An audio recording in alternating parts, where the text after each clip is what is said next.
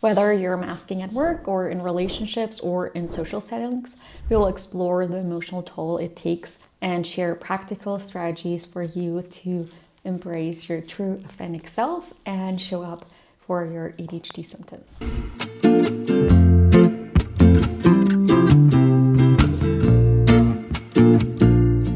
Do you ever feel like you're wearing a mask, pretending to be someone you're not just to get through the day? If you're nodding along, this video might be for you. Today, we'll talk all about ADHD and masking, what it is, how it shows up in all the different areas in your life, and also strategies for you to unmask and feel more empowered. Workplaces are often designed with a one-size-fits-all mentality, and for those of us with ADHD, that can make masking feel like a survival skill because we feel like we just need to fit in at work and we don't want to stand out. And that might look like you're over preparing for meetings to avoid forgetting any details or being caught off guard. It might also be that you avoid asking any questions out of fear of being perceived as incompetent, or you might be suppressing your stimming behaviors like tapping or doodling during long meetings. That can, of course, then lead to mental fatigue because you're constantly suppressing all of these behaviors. And if you're constantly masking at work, that could eventually lead to burnout and just feelings of inadequacy. Because even when you're overachieving, you might constantly feel like you're not performing at the perfect level, or you're not able to truly ask questions or show up as your true authentic self. So some strategies for you to unmask at work could be embracing more transparency, and especially towards very trusted colleagues or trusted friends in your company. So for example, you might be able to say, sometimes I just need extra reminders because I process information differently, but it does not affect my ability to do great work and perform well at work. You can also leverage different tools and accommodations like scheduling apps, noise canceling headphones, or you can ask for a standing desk to make the work life feel more ADHD friendly. You can also take micro breaks, so you can introduce more stimming and stretching, or you can go take a walk around the stairwell to the coffee shop to just incorporate more of these micro brains for your brain and for yourself to just recharge every now and then during work. When I was still masking at work, I remember that I constantly was over preparing for every presentation, work meeting, and I was triple checking every detail to avoid making any mistakes, and that was really exhausting. So when I was still working in industry, I turned to one of my managers and shared with her my struggles, and also asked for specific accommodations that I knew would be very helpful for me. And that really helped me while I was working in industry, just to not constantly feel super overwhelmed and exhausted.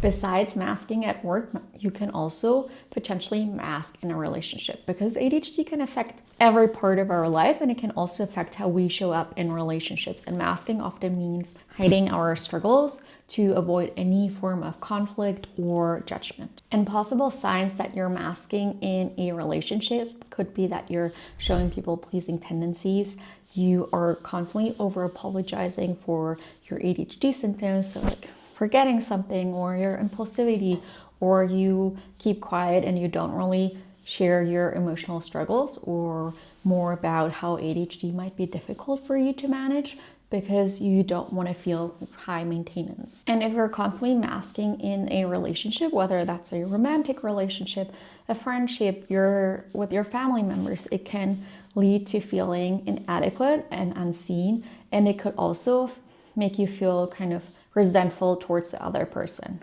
because they don't seem to understand what you're going through. If you notice that you're masking in your relationship, what can you do to unmask and open up more? So firstly, it could be helpful to have an open conversation with your partner, your friend, your family member, and share, for example, that you're struggling with your working memory and you forget names or dates very easily. And then you would be able to brainstorm together what you can do to support each other and make sure, for example, that you're not forgetting about any events or dates that you have had planned. It's also really important to learn to set boundaries. And that can help with any masking and also in general with your energy levels, burnout, and so on. But it's really important for you to learn how much you can take on and also learn to say no. And you don't always have to explain yourself if you're saying no or you can't make it to a certain event that you were invited to. It can also be a great step to just open up more to your partner, family member, friend, and share how ADHD affects your day-to-day life.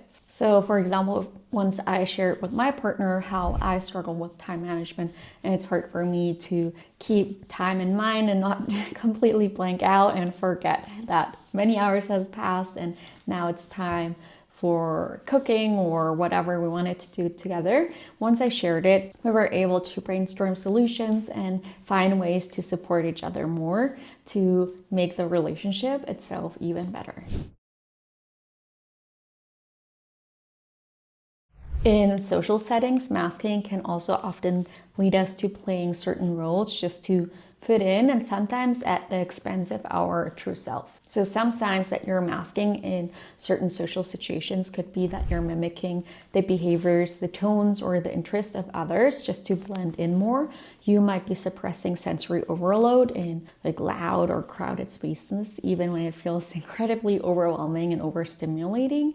You might be avoiding speaking up in a group or a conversation to hide your impulsivity or in general your ADHD symptoms. And when you're masking in many social settings, that can really disconnect you from your true self, and that can lead you to constantly analyzing and adapting to other people. And of course, long term, that can have an impact on your mental health and your well-being. So if you're finding that you're masking in different social settings, it could be very helpful to just find a social event that actually aligns with your energy levels and your mood and what you're interested in. So maybe you can find and join a book club if you're interested in that, or a pottery group, or a neurodivergent community that you feel more comfortable opening up to and being your true self. You can also think about what parts of you are important to you to share, and then reveal these small and authentic parts of yourself to see how they're being received. It's also great if you can join an ADHD support group or different communities. Like for example, in our group coaching, it's so great that different ADHDers can come together and all of us can be so authentic and we can share our challenges, we can share our successes, our wins, and it's just great to see that everyone is accepted and everyone is able to show their true self. Masking isn't just exhausting, it can really rob you in your true understanding of who you really are. And long-term masking could also lead to some kind of identity confusion where you lose touch of your true likes, your dislikes, your strength. It can also really have an emotional toll on you, and it could create anxiety-like feelings, burnout, or just feeling very, very isolated from yourself and other people around you. So you could start with just more low-stakes environments, or the environments you feel more comfortable in, or other neurodivergent and ADHDers are present, and start being more open or sharing these tidbits about yourself. It's also so important to know and explore your strengths and play towards them, such as your creativity, your innovation, your resilience, and really play towards your strength and level them up even more and use them more and more, and then find the tools for any challenges that you are experiencing. And I know masking is kind of a survival mechanism for many of us ADHDers, but it does not have to be your constant and forever reality. By recognizing when you're masking and in what situations, you can really take steps to unmask and just rediscover your authentic self and be proud of who you are, even when your ADHD symptoms are sometimes just hard to manage or life becomes overwhelming. And please remember, if you're unmasking, this definitely is not about perfection. It's all a progress, and you don't have to truly unmask in every social situation, every event. That might also be unrealistic, but just slowly starting to unmask in these lower stake situations or in environments you feel really comfortable in can already be such an amazing start and can already make such a big difference. If this video resonated with you, please like, share, and subscribe, and share in the comments how you're starting to unmask and embracing your true self. Please remember that you're not alone and we're all in this together, and we can support each other and we can create a world that celebrates neurodiversity. Thank you all for watching this week's video, and I'm so excited to see you all next week in the next video. Bye!